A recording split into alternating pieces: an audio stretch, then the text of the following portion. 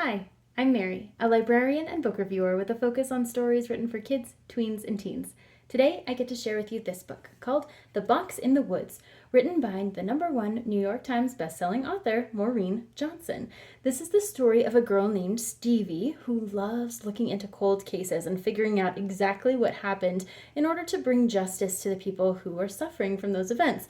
She has some experience with this, so this draws the attention of a guy who is trying to put together a podcast about a crime that happened on a campsite in the 1970s. He's purchased the camp and he brings Stevie and a couple of friends there to help investigate over the summer. But as they start their investigation, they're noticing that there's some things that are happening that are too uncomfortably parallel to what happened in the 70s, and Stevie has to figure out what happened that fateful night before she becomes part of the mystery herself.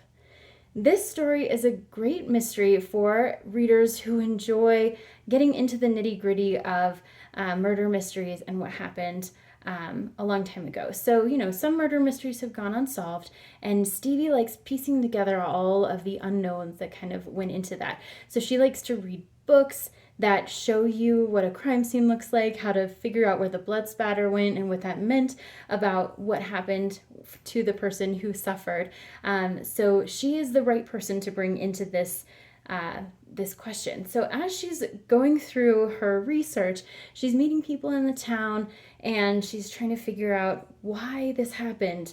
It was a series of unusual events having to do with the box in the woods, and so she's figuring out exactly why. So this book jumps back and forth between the time, the 1970s, when the event occurred, and the present day. So readers are kind of getting details from both sides as this is going on, and figuring out what happened. So you get little nuggets of information, of course, some red herrings because it is a murder mystery.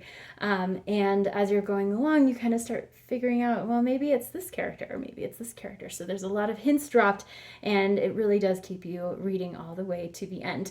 So as a young adult book, there is some discussion of drugs, some discussion of drinking, especially underage drinking, some discussion of violence. It is a murder mystery, and occasional strong language. But for the most part, we really are focusing on that mystery, what happened that night, and if they can bring the murderer to justice before anyone else has to suffer.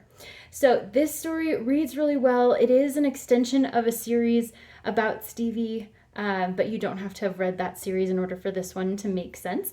And this is now in paperback, so if you want to bring it to the beach with you, it's a very engrossing read that you can take on vacation super easily because it is in paperback.